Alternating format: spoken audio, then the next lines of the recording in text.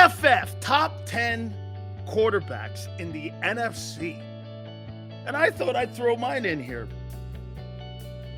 So I thought I'd match them up because we did this a little bit ago, but PFF came out with this. Who do you think they thought was the best quarterback in the NFC?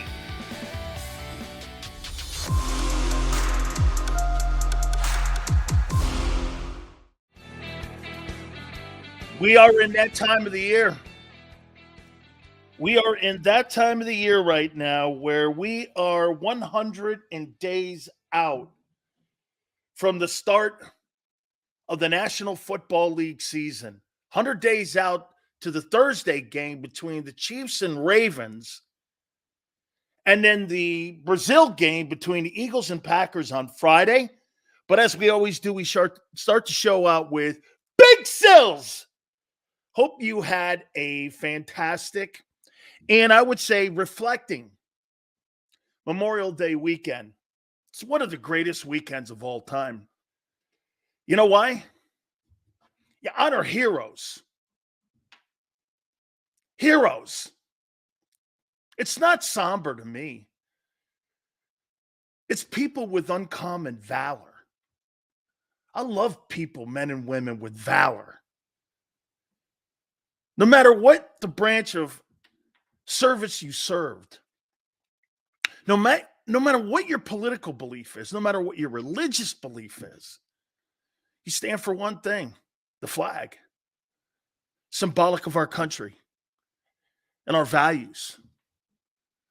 Your values, my values, we get a chance to have and set our own values because of America. And that's what Memorial Day weekend is all about, to me. This past weekend, I was not sad because you're honoring some of the greatest people in the history of our country. You know, I mean, from the beginning, Revolutionary War, all the way down to what people are doing now across the world for us. It's wonderful. Greatest team of all time. Just, it's a time of reflection. Okay? Hey, for the record, I appreciate each and every single person that comes here on a day-to-day basis. Let me say this to you guys. There are so many other options out there, but you know what you have done? And I appreciate it because I started getting those direct messages. And that's one of the reasons I leave it open on my X account, is so that people can send me Sills. I did listen to the radio stations in Philly or your respected city. I'm right here, brother. We're going to grow this bad puppy and continue to grow this bad puppy. And we appreciate it. You got people at the Eagle organization and on Park Avenue, in the Miami Dolphins, the Buccaneers, Rams, Steelers. You know how many coaches from the Steelers watch this show? My ex-teammates do. Two of them. Tight end coach Alfredo Roberts and Carl Dunbar, defensive line coach for the Steelers. They all watch the show too. Tom Telesco, who's been a guest on this program, tries to catch the show at least once or twice a week. He's now the general manager of the Raiders, used to be with the Chargers. Chargers watch the show. And this is all really because of you. Thank you. Hope you're energized and charged, because this is now a sprint to the start of the season. Look how close we are to July 27th when the start of training camp is. It's pretty crazy, isn't it? You know, I heard Xander go, 100 days. Dude, that's 3 months. That's 3 months away from the start of the season. You're 3 months. Do you know where I would be right now? 3 months, I'd be panicking. You know why? Am I in shape? Am I studying enough? Am I watching enough game film? Do I understand what Vic Fangio or Kellen Moore want me to do? Let me get out there with my friends. Hey, you want to throw the ball around? Let's see if we can work on some of those pass routes. You're not sitting around doing shit right now. You're starting to get into that panic mode because you know what you're doing? You're revving the engines up. You're revving. This is like revving the engines up and you're going through pre-flight check. Wheels ready? playing gassed. We got everything we need because we're getting ready to take off here. College football season right around the corner, too. Really crazy, man. Time is a flexing. Is it me? But how about this, man? Dude, I blinked. The season was over. I blinked again. We're 3 months out. James says you're welcome, so as always, keep it no matter what. Hey, James, thank you so much, man. We appreciate you coming here each and every single day. Flexing, I go like this. I blink, the season's over. I blink again. We blink again, we're going to be in training camp. Crazy time, man. I mean, Packers, Eagles are right around the corner here. No doubt about it. No doubt about it. All right. I saw some interesting topics. By the way, Xander's been killing it. He's going to join us each and every single day at 3:30. Gary Cobb, as always, will join us at 4:30 from Fox 29 in Philadelphia. And I have to start this out because I saw this, because one of the Bibles now that we're starting to use as a metric when it comes to evaluating players in the league. Oh, by the way, OTAs.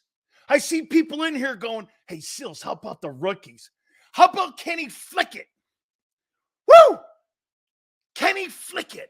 Man, what a camp he's having. This guy looks like he's Tom Brady. Look at Kenny Flickett. Hey, if the DBs can look good, how about Kenny Flickett? Wow. Outperforming Jalen Hurts. Kenny Flickett. Flickett. Go ahead, flick it with me. Say it with me. Kenny Flickett. Kenny Flickett. I like it. Man, is he killing it. Wow. I think that's a good thing, man. And guess what? The disrespect for Hurts continues. And now PFF is joined in. Many of you use that as the real news come out, Sills. Hurts ain't having a good camp. That's ESP talking. You don't really believe anything that guy says, do you? Kenny Flickett. Kenny Flickett. You don't do research. Hey, Prince, I don't do research. You know what you don't do? You don't take your rose-colored glasses off that has Jalen Hurts' name on them. You can't be critical of anybody. Hey, by the way, when you're a pro football fan, everybody is open game. Tom Brady included. Maybe I should have always said that. I've never excluded anybody, even the greatest players in the game, from criticism. This ain't about you, guy. This is about winning ball games and being better. This ain't anything about liking my favorite Eagle or my favorite Commander or my favorite Buffalo. It has nothing to do with that. I could give a shit about that. I was even critical of Jason Kelsey last year when he had those illegal procedure penalties in critical moments in games, losing focus. Come on, man. Come on, man. How about this one? PFF, top 10 quarterbacks in the NFC. And I thought I'd throw mine in here. So I thought I'd match them up because we did this a little bit ago, but PFF came out with this. Who do you think they thought was the best quarterback in the NFC?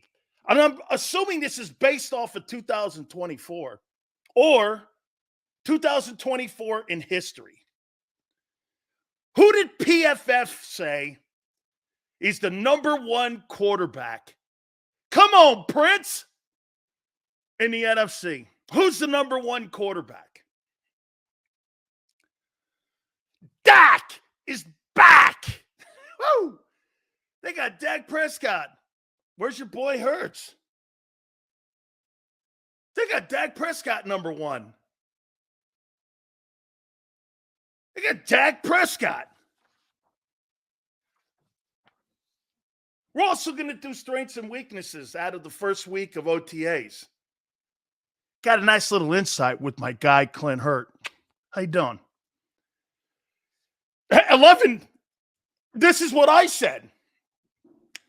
Best quarterback based off of 2024 in the NFC is Dak. He had a better year than Hurts. What did Jalen do last year more than Dak? He had a better statistical year, and you guys both sucked in the playoff game. I was just curious. Where did you think he was better than him last year? And you can't use 2022. Where did you think Dak Prescott was not better than Jalen Hurts in 23? He had a better season all around. Won the East. He won the division.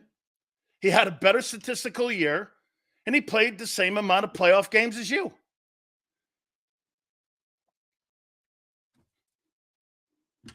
I know that hurts your feelings, but he had a better 23 season than you, team and statistically. Team and statistically, he was better. Right? And you know why, team? He won the division. If Jalen had won the division,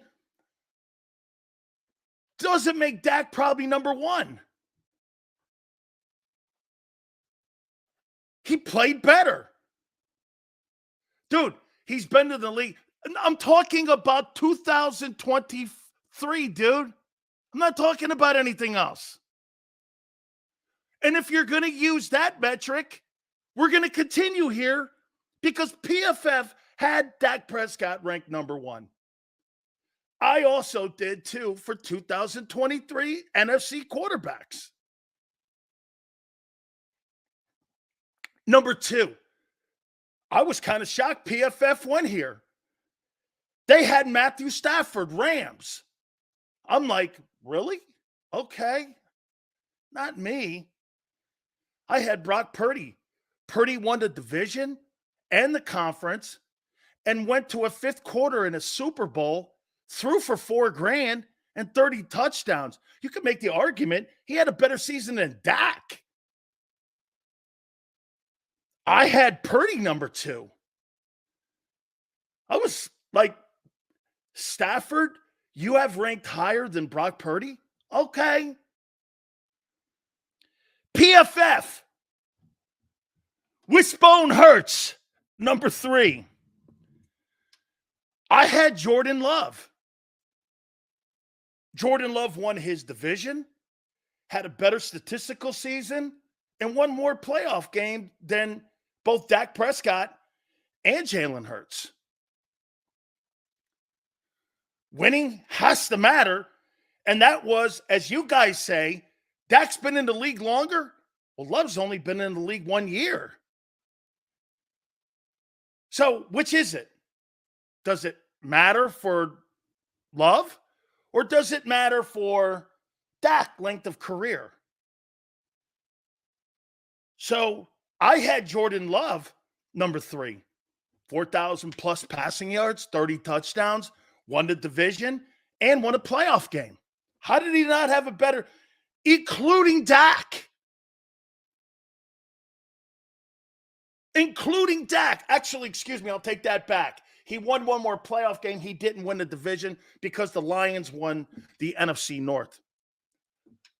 Apologize. Number four, PFF, top-rated NFC quarterbacks. They had Jordan Love at 4. I had Jared Goff, number 4. Won his division, threw for 4,400 yards, 30 touchdowns, won 2 playoff games, went to the NFC Championship game. I mean, how's that making it? Here, Senor, I'll make sure I do it again.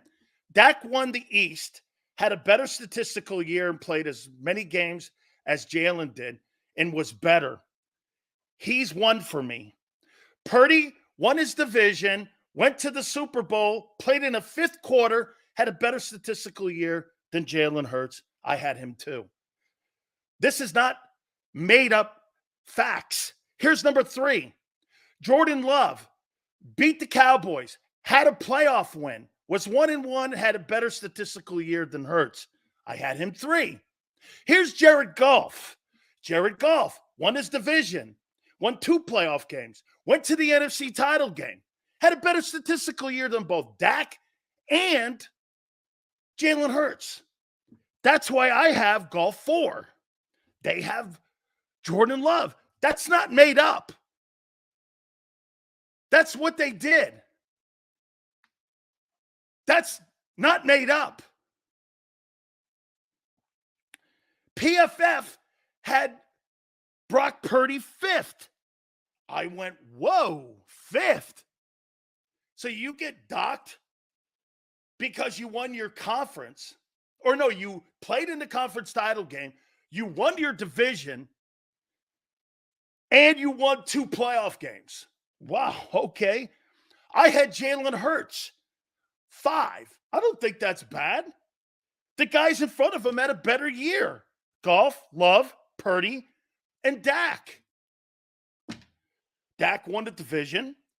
Purdy won the division. Love won a playoff game and had a better statistical year. Goff won the division, went to the conference championship game. Jalen gets crushed by the Buccaneers. I don't think that's I don't think that's a rip. I think that's what it is. I'm not ripping anybody. I'm giving people roses right here for having what they did in 2023. Number 6.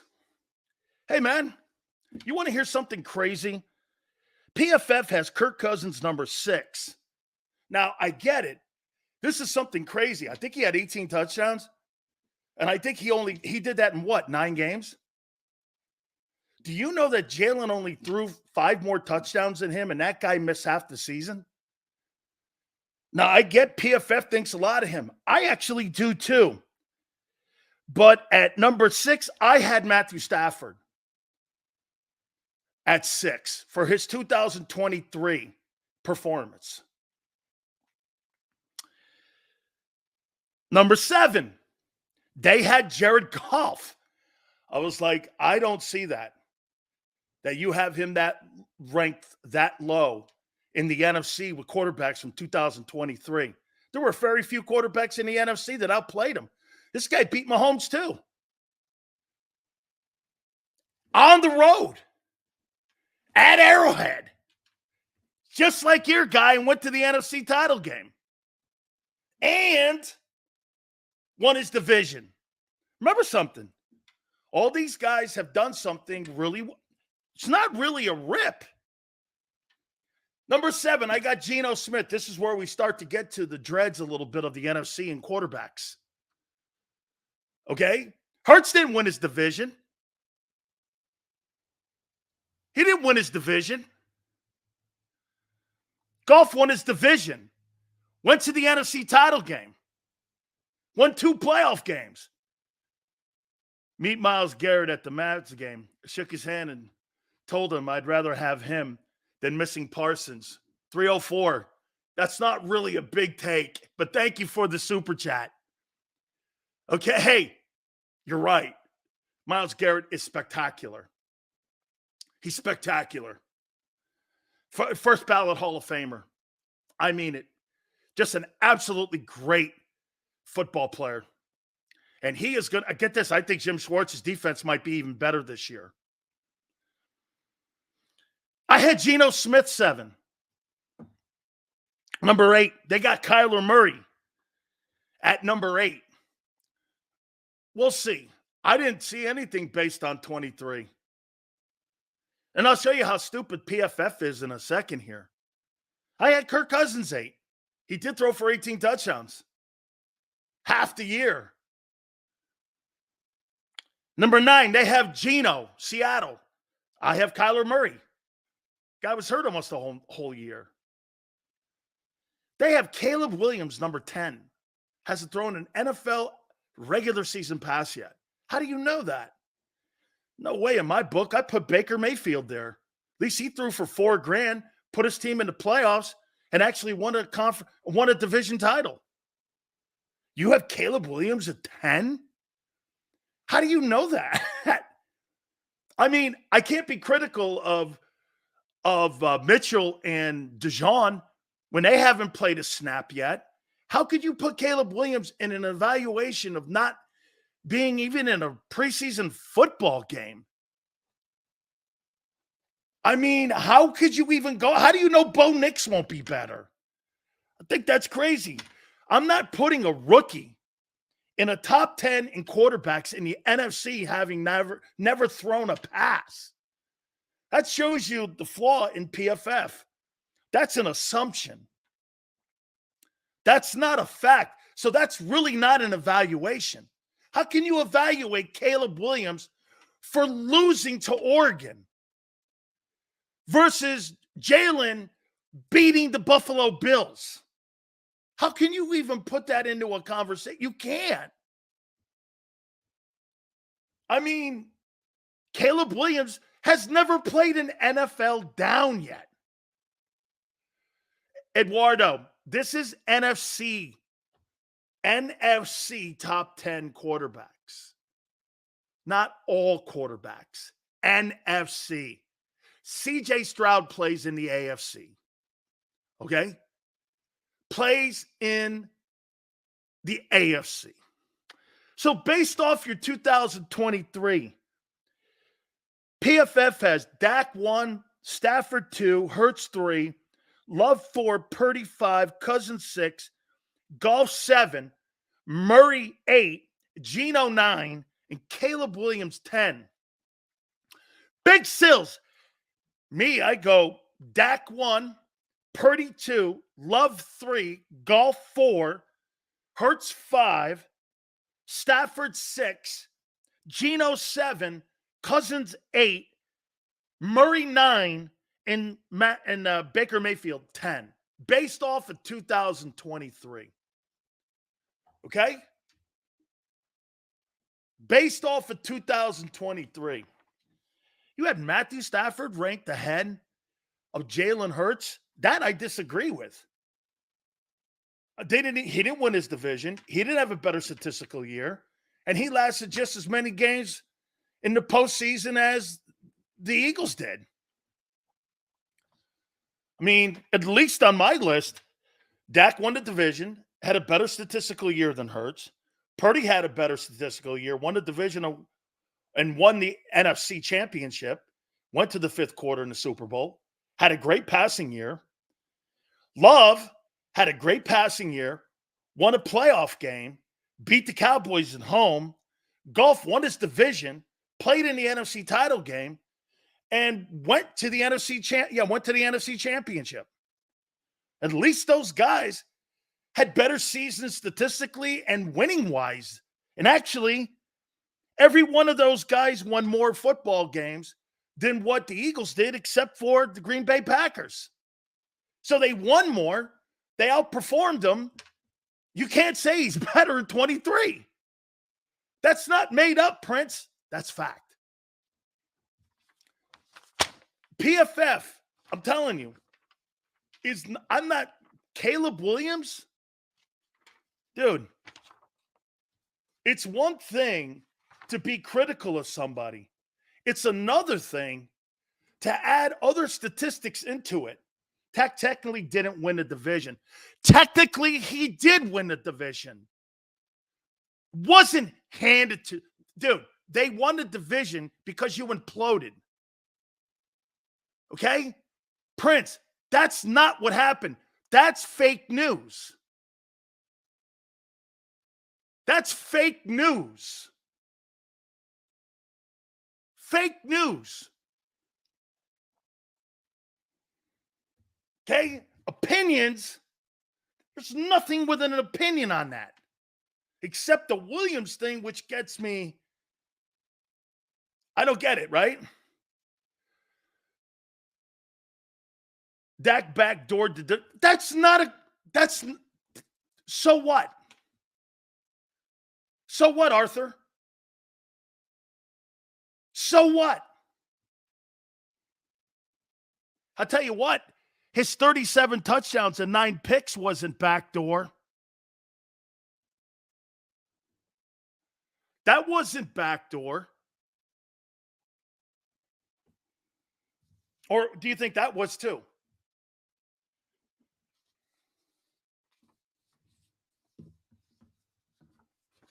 Was that backdoor too? All right.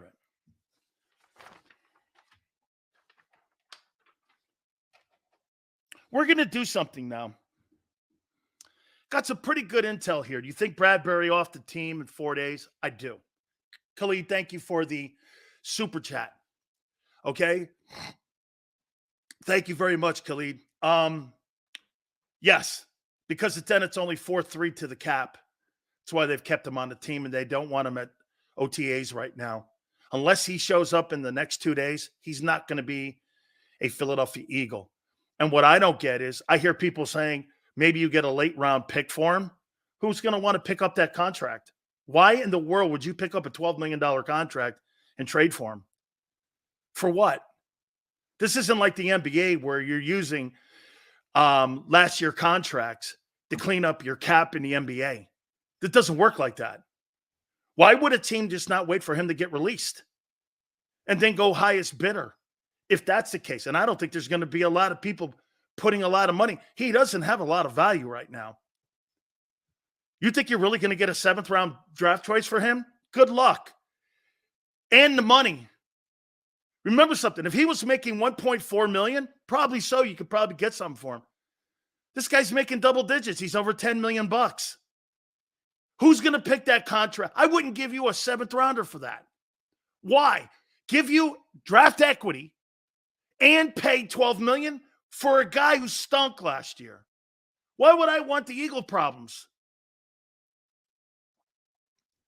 What, I'm going to inherit the Eagle problems? Why would I do that? I'll just wait for the guy to get cut. Now, there's also a part, and I heard John McMullen say this, and I happen to agree with John.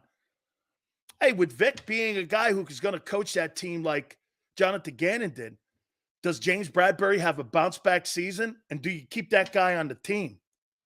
You got dead cap money anyway. Do you keep him on the team and just pay him? Eagles don't seemingly have a problem paying him.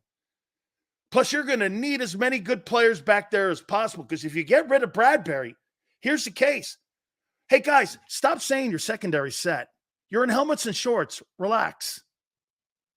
Relax. You don't know your set yet. You haven't seen those guys line up in a game against an opposing quarterback or team yet. You haven't seen shit yet. You haven't seen contact. You haven't seen tackle angles. You're going to get a good look in that Packer game in Brazil. Guarantee you.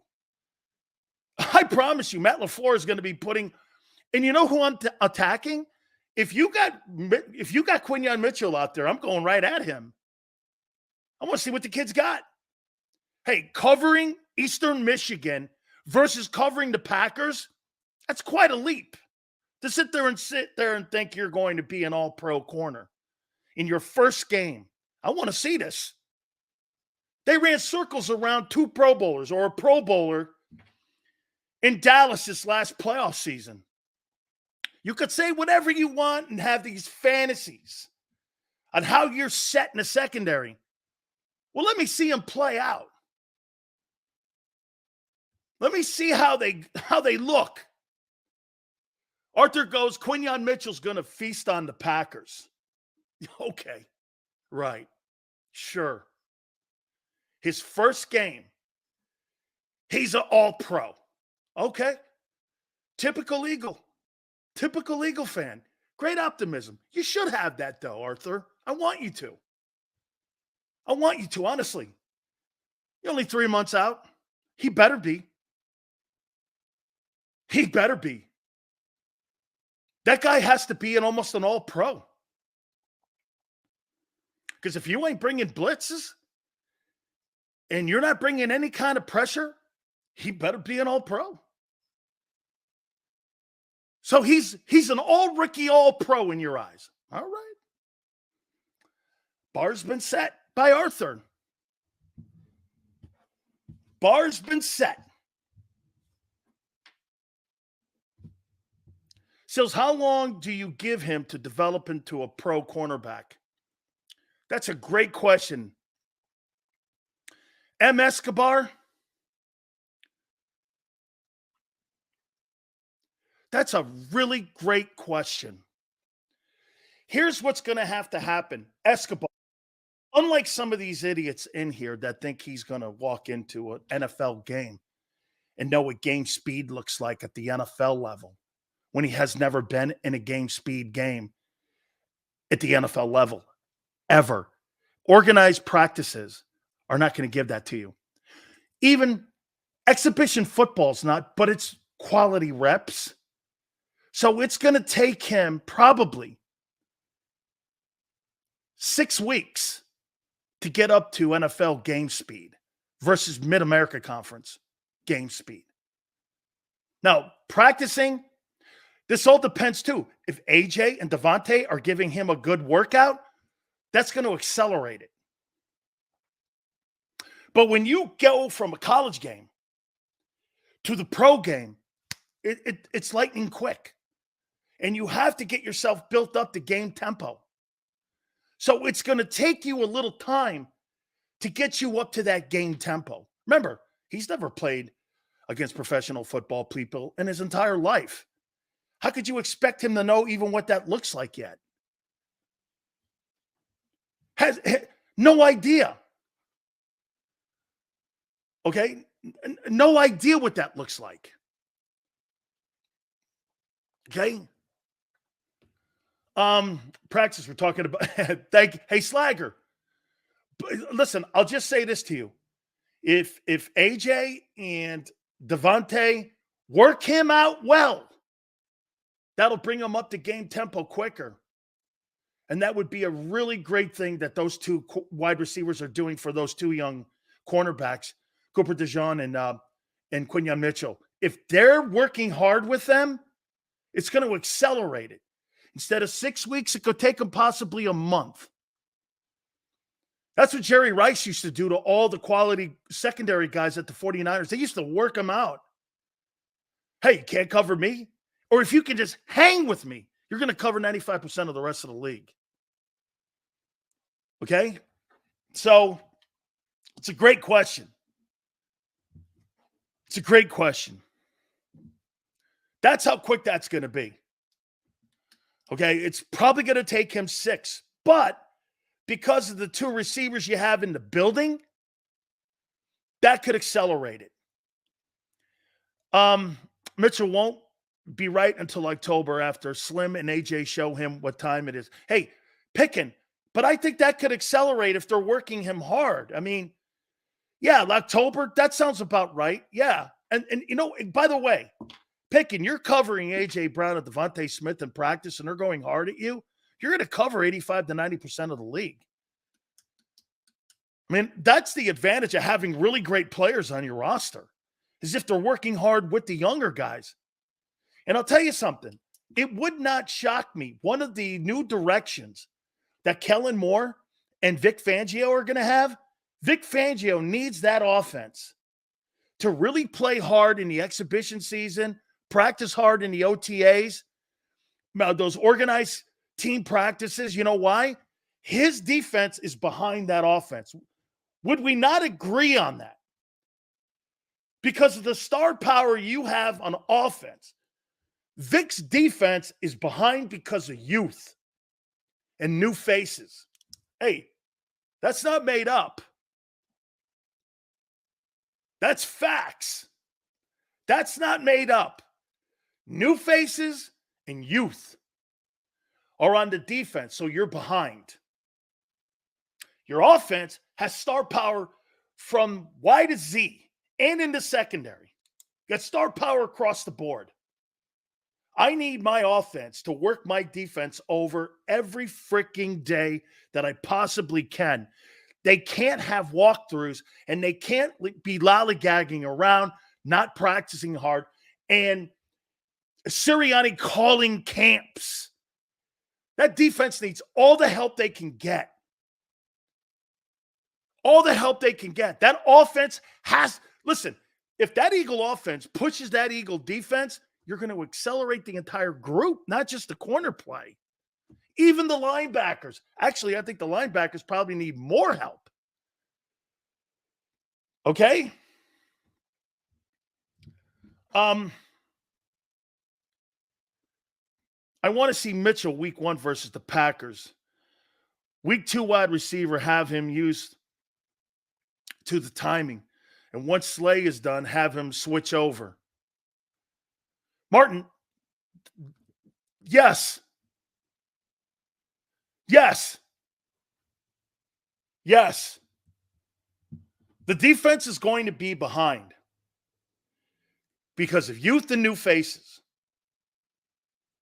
The offense, the Eagles, has to be the leaders in the offseason here. I want to see Mitchell week 1. Yep, we got that. Martin, I agree with you. I completely do. They're saying Trotter's looking like he might start. That's ridiculous. How could you get that off of a guy in helmets and shorts? He might start. How could you possibly say that when you haven't even seen him make a tackle yet? Every meaningful rep Mitchell gets in practice should be against AJ and Devontae to prepare him for the season. Absolutely, man. Dude, let me tell you what. If I'm going against AJ Brown and I'm Quinyon Mitchell, dude, I want to go against that guy every single practice, every rep, every single 9-on-7, every 7-on-7. I want to go against him as much as possible because you know why? That guy's going to show me what game tempo and NFL tempo looks like. That's what I want to see. And by the way, Martin, I don't want him working on wide receiver number 2. I want him working on A.J. Brown. Mitchell needs reps against wide receiver 2. No. Well, the one thing that you have the advantage of, Martin, is that I think personally Devontae runs better routes. So if that's what you mean, that Devontae runs better routes than AJ, AJ's more of a physical freak. And if that's what you mean, I see where you're coming from. Okay, I do. I can see where you're coming from. Okay, he runs better routes and he's more technically sound. Then you get the physicality of putting him on the other side. I heard that, JM. I heard that Vic, and I hear that from some coaches that he loves the guy Bond. The kid from New Orleans, right? I heard that. He's really high on him. Constantly talking about him. Has to shadow AJ and Smitty all camp. Anthony, so essential for him being ready for Green Bay. So essential. So essential. What a luxury to have 2 wide receivers like that on your football team. And then you draft young corners. Shit. A dream come true if you're a cornerback on the Eagles right now and you were drafted this year or even last year. That you got those kind of guys on your football team that you can line up against. The problem that you had a year ago, your head coach calling practices, calling camp early, not practicing hard. I mean, that wasn't just me saying it. Javon Hargrave said it. These guys need to work harder. They were not prepared. AJ's another level. Yeah, but he's not the technically sound guy. Prince, I don't believe he's the technically sound guy to Devontae. He's just better. Okay? He's just better. By the way, please, guys, we're trying to get to 200 or more likes. Please hit the like button. We appreciate it. Not this year. First mandatory minicamp since Dougie. I saw that, man. 4th through the 6th. I think that's the new coordinators pushing that. I think that's a great thing. Okay, Zach Braun, biggest season in tackles was 18. Solid. Well, Ultra Cowboy, I understand that. they're also counting on a guy who had 110 sack season in his entire 4-year, 5-year career.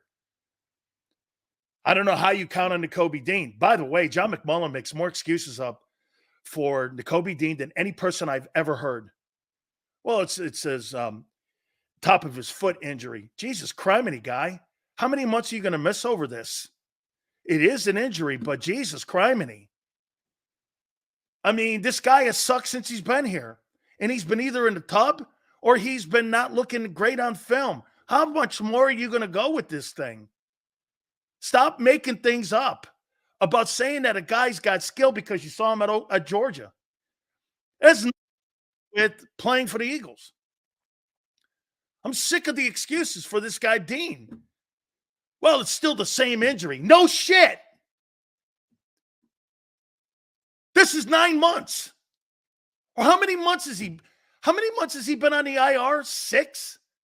You mean to tell me that you had like the last month and a half of the season or 2 months of the season where you're trying to heal that injury up? Then you have 4 months in the front end of this year and you're not ready?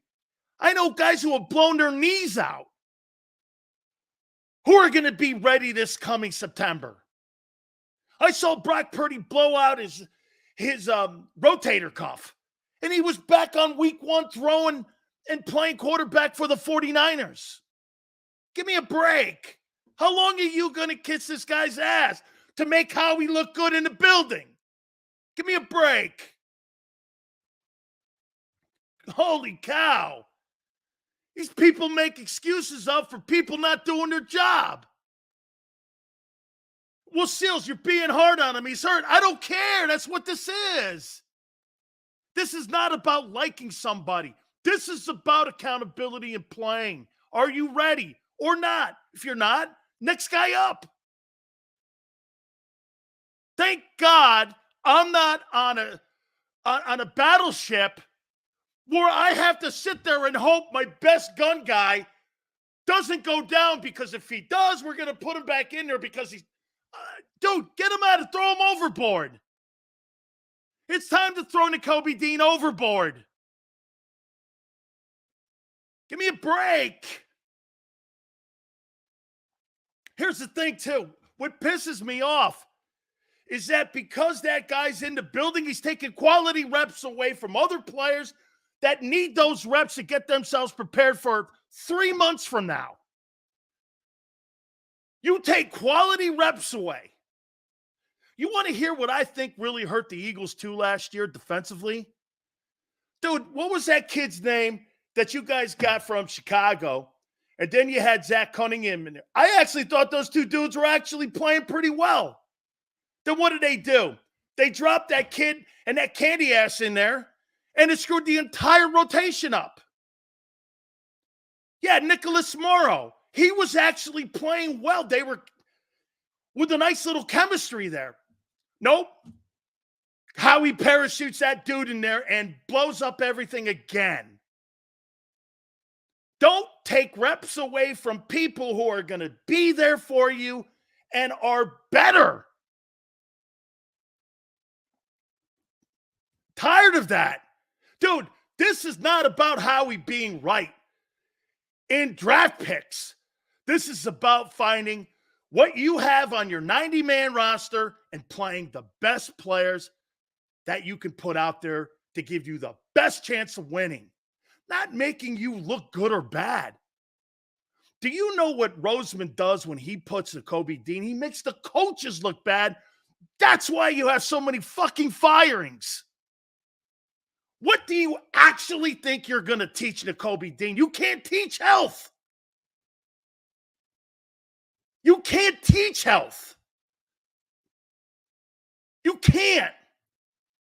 Get this. What was Nolan Smith's problem last year? Let me guess. The linebacker coach, according to Howie. You know what the linebacker coach probably thought? He's not good enough to step on the field yet. That's put quality guys on the field. I don't care what that looks like. I don't care what that looks like. Preaching? No. I want the man who deserves the job to win the job, not the man who was drafted to get the job and have one assignment handed to him.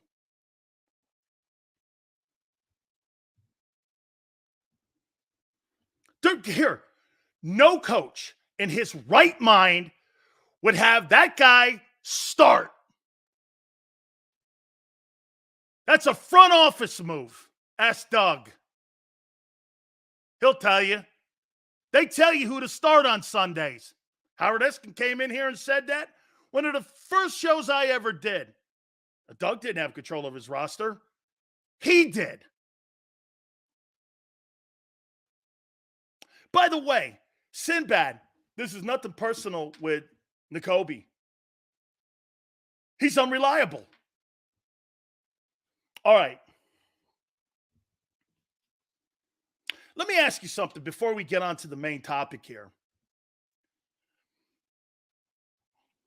You guys think you're better today as a roster than you were 1 year ago today? When Dean schools you, what will you do, Sills? Hey, when has he shown anything for you to make that comment, Reyes? When? He's shown no ability to play in this league. None. And here we are going into year 3. Great.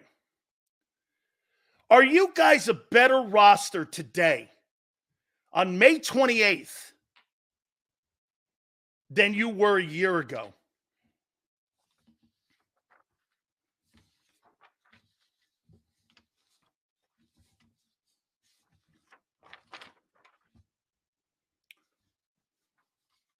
Ben says absolutely.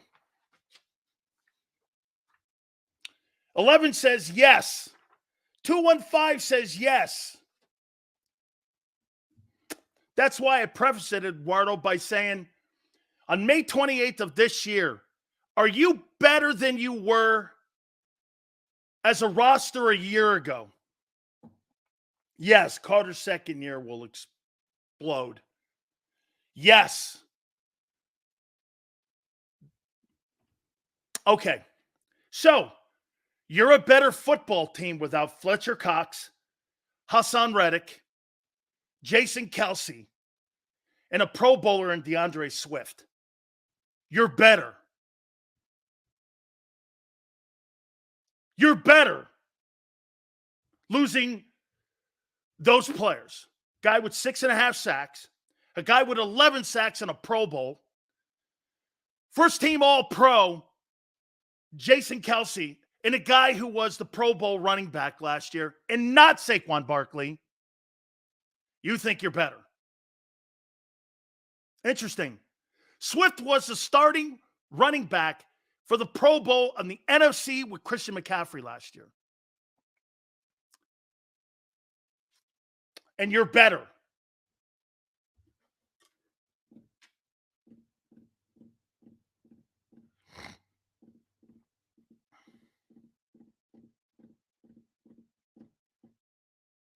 Overall, yes. So you lose Fletcher Cox and Hassan Reddick, and you think you're better. Then you're going to lose Bradbury.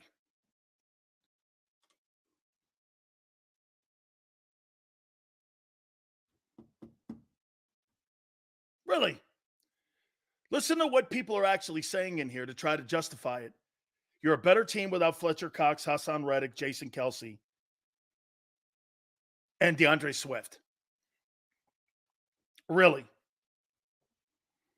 A better roster today without those players on it. You're lying. You're lying. Just put that in the back of your mind. You got new faces on defense. And what else? You're younger. Get this. Nick says you're a better football team without Jason Kelsey, Hassan Reddick, Fletcher Cox, and DeAndre Swift. You're a better football team. Who actually believes that? Who believes that?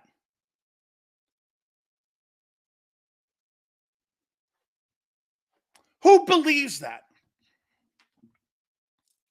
So this team going to start 10-1 again?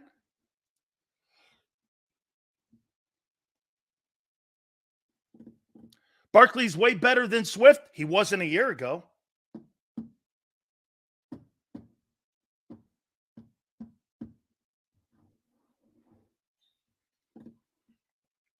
Again, I gave you a collective group of men. You're picking and segmenting one guy. I said Swift, Kelsey, Reddick, and Fletcher Cox. Those 4 men, you think you're better now than not having those 4 men on your team. I'm not picking one. I'm picking 4. All 4 of those players, you're better. By the way, I don't know what the secondary is going to, the young kids may play well, but today, May 28th, you think you're a better team. So you have a better center? You are going to get 6.5 sacks from what D tackle? Carter? Okay. You're going to get an all-pro first team performance from Jason Kelsey, and the tush push is going to work with Cam Jurgens? Okay. And you're going to get 11 sacks from Huff. That's just to make it even.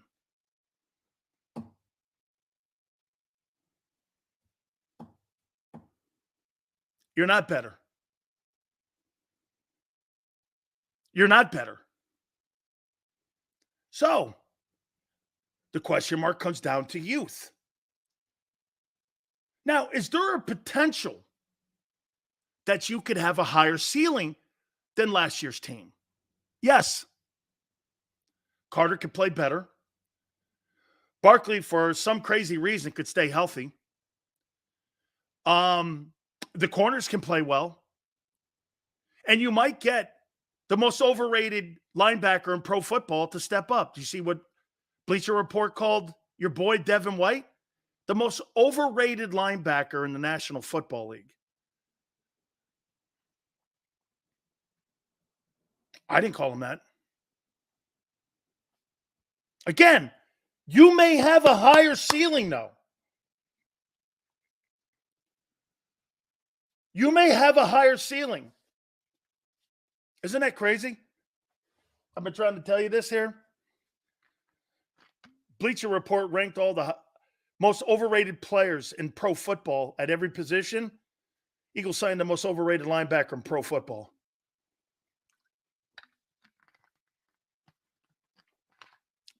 Once again, though, that team of a year ago didn't have a high ceiling. You might be better than 22. We don't know yet. We don't know yet. The Kelsey loss is probably going to be the biggest. Okay? I do think White will be good. We'll see. Kelsey's retirement is the equivalent of a quarterback. He called out D schemes and got to second level better than anyone. Scoop and slip, he was phenomenal at. He was tremendous at that. Tremendous. I think the defensive improvements offset the losses on offense. What defensive improvements? What are you talking about? Ben, where are you improved on defense? Where are you improved, Ben? I'm just curious.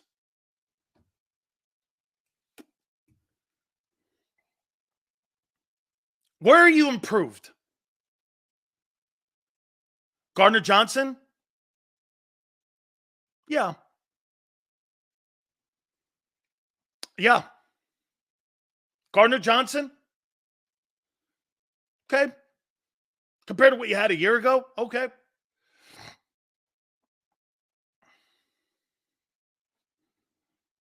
Everywhere? That's a good segue. By the way, Xander's going to join us at 3:30. Gary Cobb at 4:30. Please hit the like button. Thank you guys so much. We're going to do something here.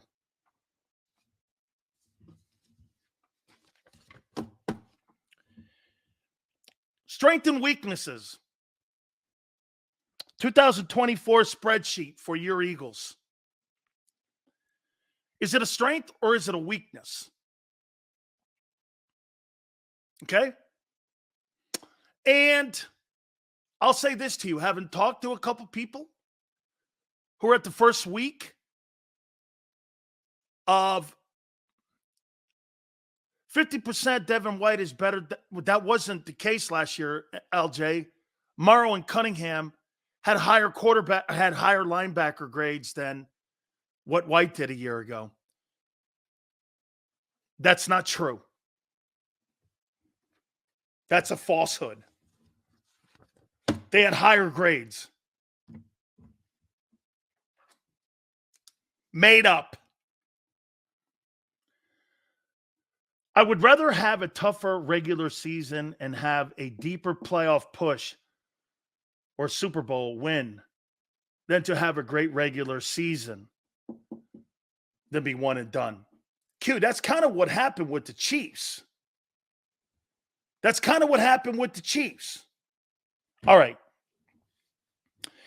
So we're going to do this. We're going to do strength and weakness. And I'm going to get your opinion. And then you tell me. Okay? All right. We'll do this with Xander, too, at the bottom of the hour. Jay Brown goes, Dan judges everyone off of 1 year. No, I judge Devin White off of what the Bucs did after 6 years. They moved from him. By the way, do you see what they did? They hate the guy so bad.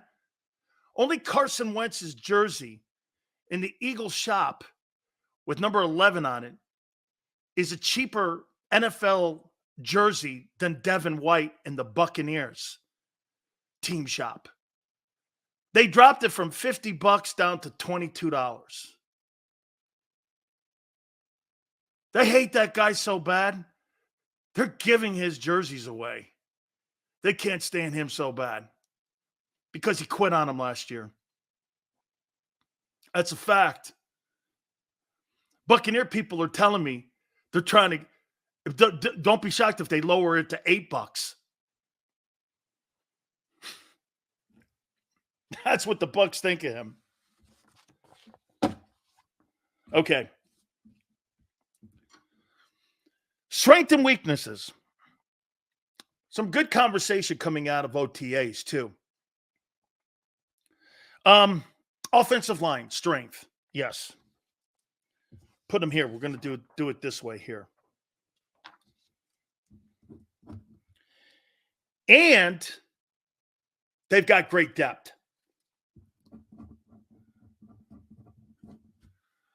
You got depth, and it's a strength.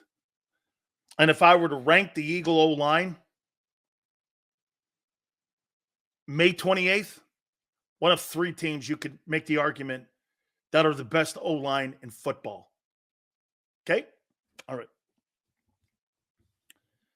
This is an interesting one. Wide receiver, strength or weakness?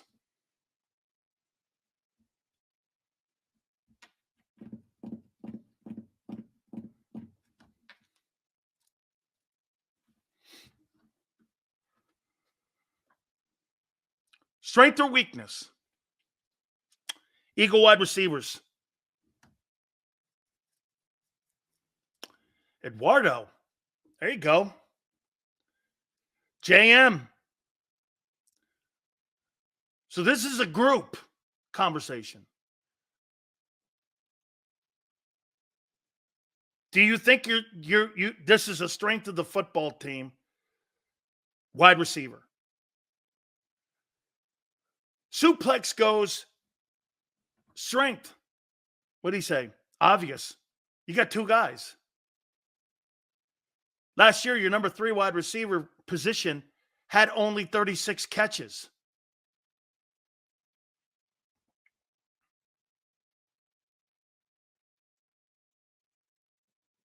So is it strength? Slight strength. I think the position itself is not strong. I think you got two great players. You keep 6 wideouts. You understand that, right? You keep 6 wideouts. 6. Do you have 6? Do you have 4 other wideouts in that group? Do you? You don't. I'm going to give it as a strength because of the 2 stars on the team. I think it's a strength and a weakness. You're only as strong as your weakest link. Bald Eagle, excellent. Watch this. I think it's a strength and a weakness. So you know where I'm going here. Is that fair? You have no depth yet. And you got 2 sensational players. Joseph goes, that's not fair. When I say you keep 6 wide receivers and you only have 2 that are reliable. It's a strength and a weakness. How are you stacked at wide receiver? What, the guys you drafted? How in the world do you know right now? What did I tell you a couple minutes ago? This team may have a higher ceiling. You have to wait and find out.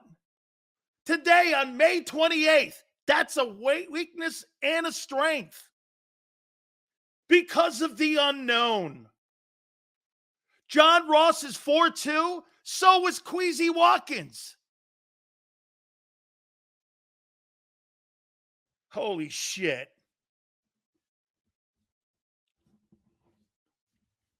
Let's go to quarterback. Strength or weakness?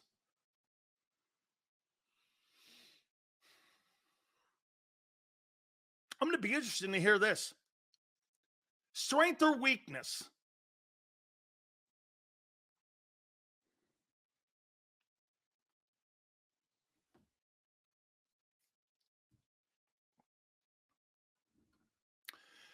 Our strength is our weakness. Dumbest take ever. Really? Where'd those 2 1,000-yard receivers get you last year? Nowhere. Because you didn't have versatility at the wide receiver position. You notice the teams that threw the ball all over the yard in the playoffs? Like Houston, like Green Bay, like Kansas City. Unlike you, throwing to the numbers, predictable, and game plannable. So your strength last year was a weakness at the tail end of your season. All those great numbers those guys put up, it became predictable, and you were bad as a team. Get this. Those guys were great individually. You had a bad team. So how is that not a weakness? And now you're still not deep. We'll see. Hurts, strength or weakness?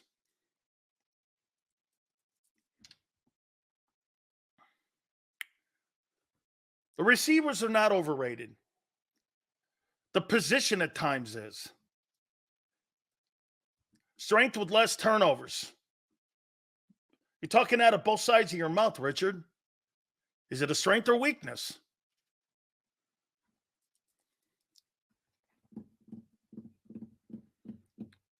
Depends on the game plan. Hurts is the game plan.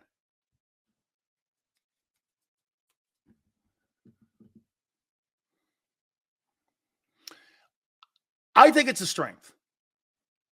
And here's why. He's going into his 4th year starting. He's determined to right the ship from a year ago. He's got the talent around him. Because if he doesn't do it this year, as we've been saying, he'll never do it. So do you give him the benefit of the doubt? I think you have to because of the money. That's the only reason I'm giving him the benefit of the doubt. It's because the money you have tied into him. Can't go anywhere with him. You can't go anywhere with him until 2029. You're stuck with this. So you better make it work. The Eagles have to make this work. I have to. There's no way around it. If he sucks, you have him for another 4 years.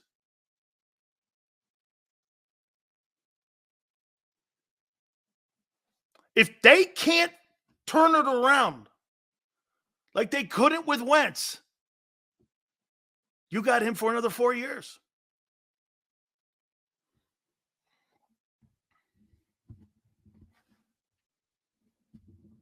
I do agree. I think the Rams are going to be good. I think it's a strength. Put it on the strength side. And I like the depth. You got Pickett behind him. Looks pretty good, the quarterback room. A lot better than a year ago.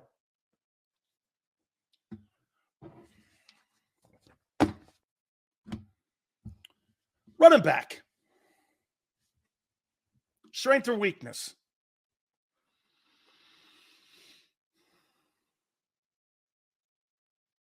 Is this a strength or weakness on the Eagles?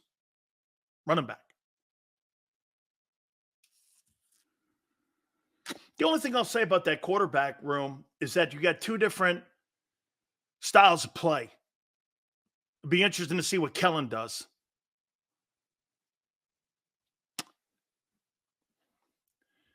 Strength.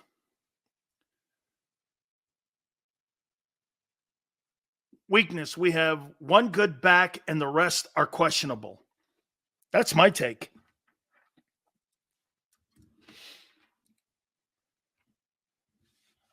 I think it's both. I think you have Saquon Barkley and nothing else. Is that fair? I can't think there's too many Kenny Gainwell fans in here. God forbid Barkley can't stay healthy, like Arthur says. Then it's a disaster. You have no depth. You have one really good back. Your running back room, in my opinion, is a weakness. Remember something. You keep 3, and you have 1 inactive. You have 4 backs on your team. Last year, you had Boston, and you had the kid Penny, and you had DeAndre Swift. You had 3.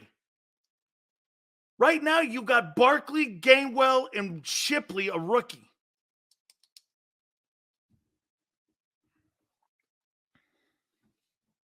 Gainwell can't block. He barely can catch. Shipley will see. And Barkley's your guy. I think it's both.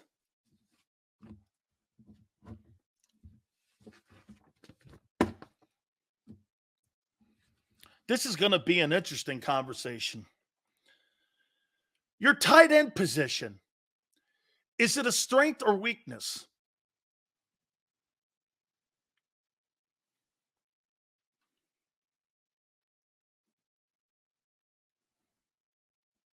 Is it a strength or weakness, your tight end position? I agree. I think it's a weakness. Silsey's good. So was Bo Jackson. It's not to be determined. This is who you are today. To be determined. What, another year of being injured?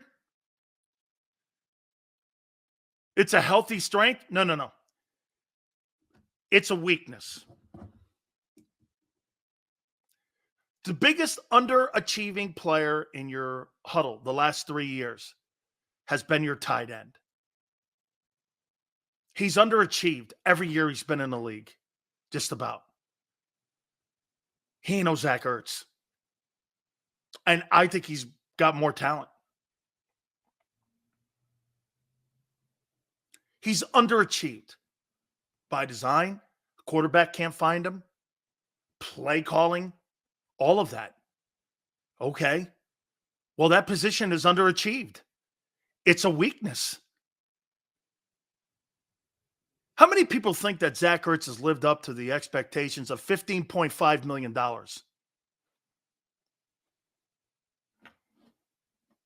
And by the way, who's your backup? Calcaterra? Who's the backup there?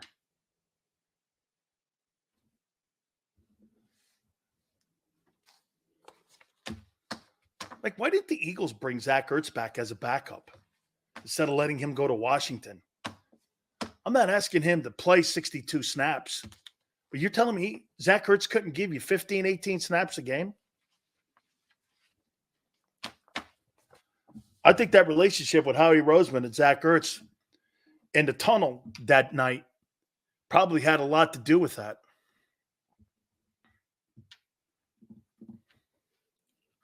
Am I wrong? All right. So, four strengths, 3 weaknesses. And you know what, though? Here. What's crazy is they're all depth issues on offense. Don't get hurt. You can't afford one injury. Except in your old line, maybe. You can't afford an injury at wideout. You can't afford an injury at quarterback. You can't afford an injury at running back. Let's move on.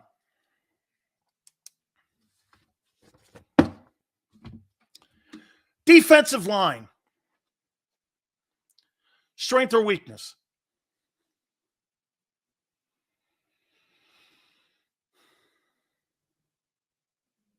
D-line. Strength or weakness?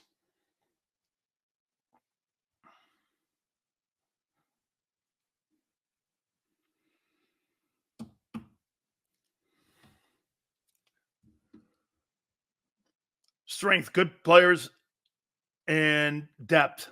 You have no depth on D-line. 0. Who's backing Milton Williams up? 38-year-old Brandon Graham? I heard Xander last week what he said. Sills, could you find anybody better out there than him? Probably not. But you're going to rely on a 37-year-old guy to give you about 20 snaps? What if Milton goes down? There's not a chance in hell that Brandon Graham could play 62% or 62 snaps a game. There's no chance. There's no chance he'll hold up to that. I'm not even sure he's preparing for that. He's in a different role now. I'm not suggesting to you that he's not going to be ready for the season. That's not who a guy like that is. And I'm not suggesting, and if I came off like I'm suggesting that, that's not right. But he's not going to play 62 snaps. So if Carter goes down, who takes his spot?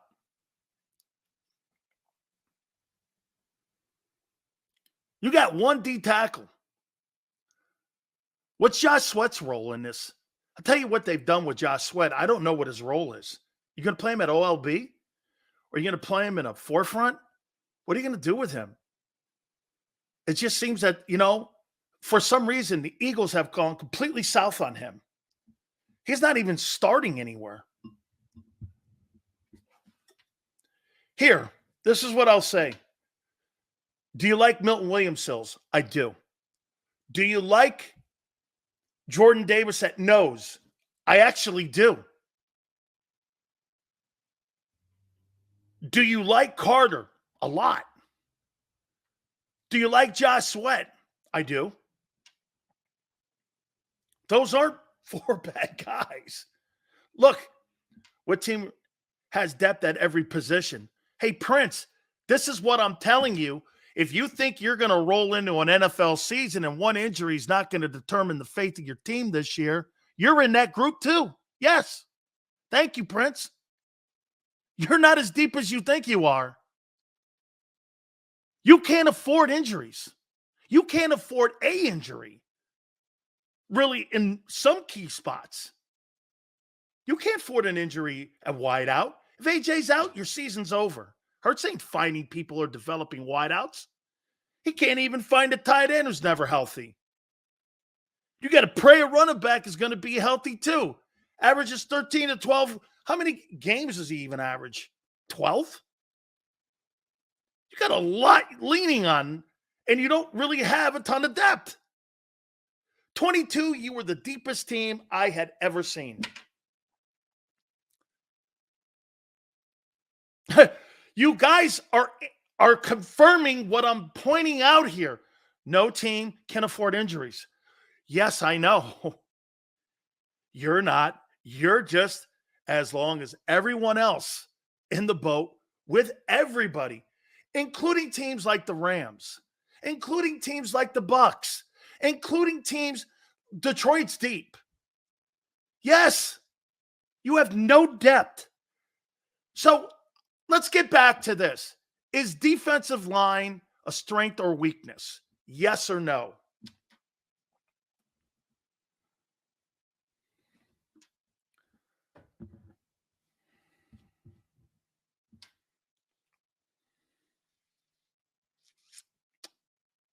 I don't know it's a weakness. I don't know it's a weakness.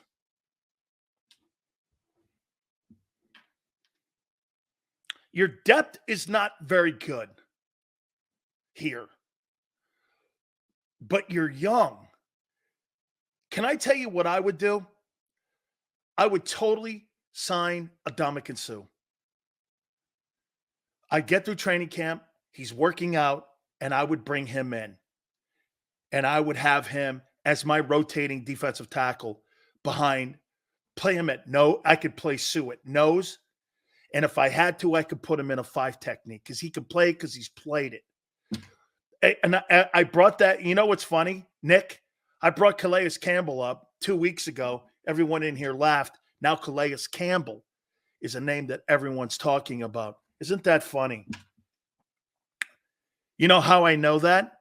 Clint Hurt reached out to him because he's a Hurricane. Jesus criminy. Way to be late to the table, everyone. Yeah, break. Clowney over Campbell. Are you under the impression that Jadeveon Clowney has had a better career than Calais Campbell? Are you under some crazy guys that he's had a better career? And he's a better ball player? Are you really?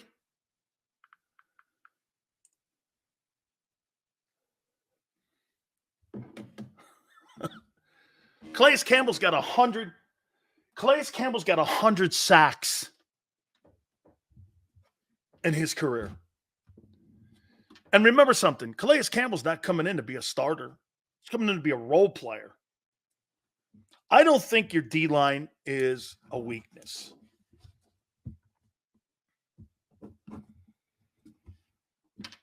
Linebackers. Weakness or strength? I'm not even really going to debate it. It's a weakness. I think your linebacking core, until otherwise proven, is the worst group in the NFC East. As a matter of fact,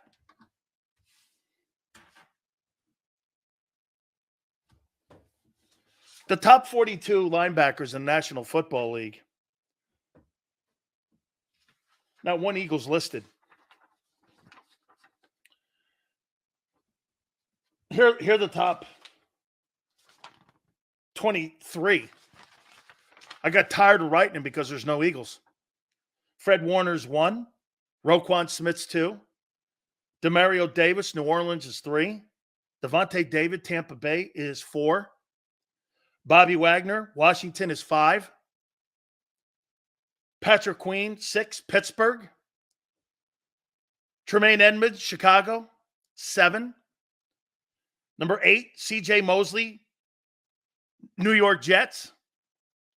Number 9, Quincy Williams, New York Jets. Number 10, Foye Okunin, Jacksonville. Number 11, Blake Cashman, Minnesota. Number 12, Chicago Bears, TJ Edwards. This is NFL.com ranking the top 40 I got tired at 23. Number 13, Matt Milano, Buffalo. Number 14, Dre Greenlaw, San Francisco. Number 15, Devondre Campbell, San Francisco. San Francisco's got 3 guys in the top 15 in linebackers, and you ain't got one in the top 40. Number 16, Frankie Louvu, Washington. Washington's got 2 in the top 16. Jordan Hicks, Cleveland. Eric Kendricks, Dallas, 18. Logan Wilson, Cincinnati, 19. Ernest Jones, Rams, 20. Bobby Okereke, Giants, 21. Zahari Franklin, Indianapolis, 22. Come on, man. Weakness. Massive weakness. Massive. DBs, safeties. We'll do the safety position here. Strength or weakness?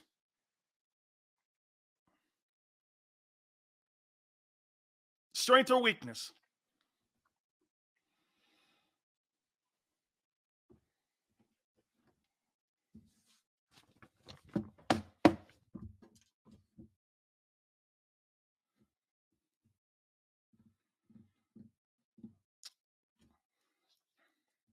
Strength?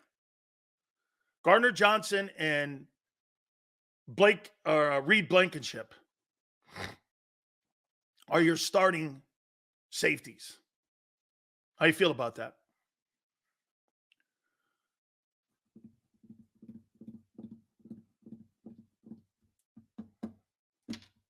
How do you feel?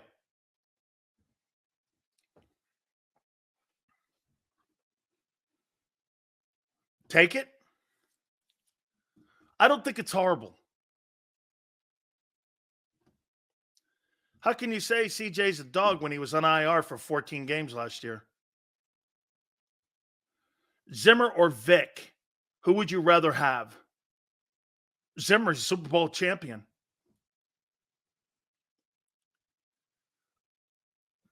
I don't have a problem with the safeties. About your corners.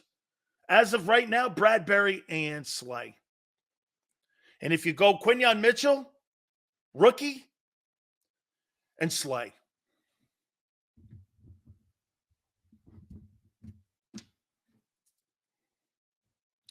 A rookie and Slay.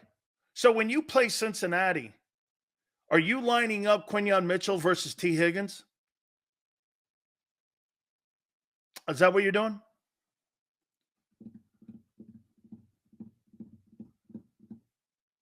Okay. Like I said, I think that cornerback position right now, I don't know. I could almost put incomplete. Last year they were brutal. 3 picks out of 2 guys that you paid $25 million to. One guy probably won't be here. So now you're going to go young.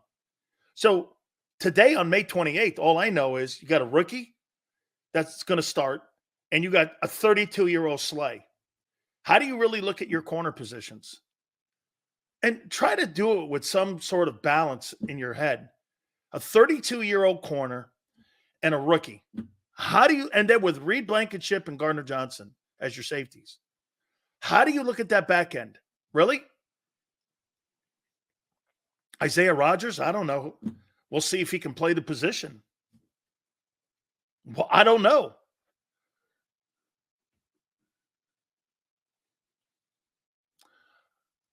I got a feeling Mitchell is going to be the best Eagle corner ever. Okay. All right. There's nothing wrong with that take, by the way. There's absolutely nothing wrong with that. Who was top 5?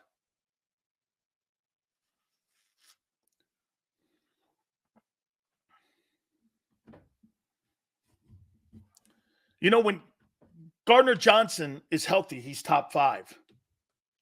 He's a playmaker for sure.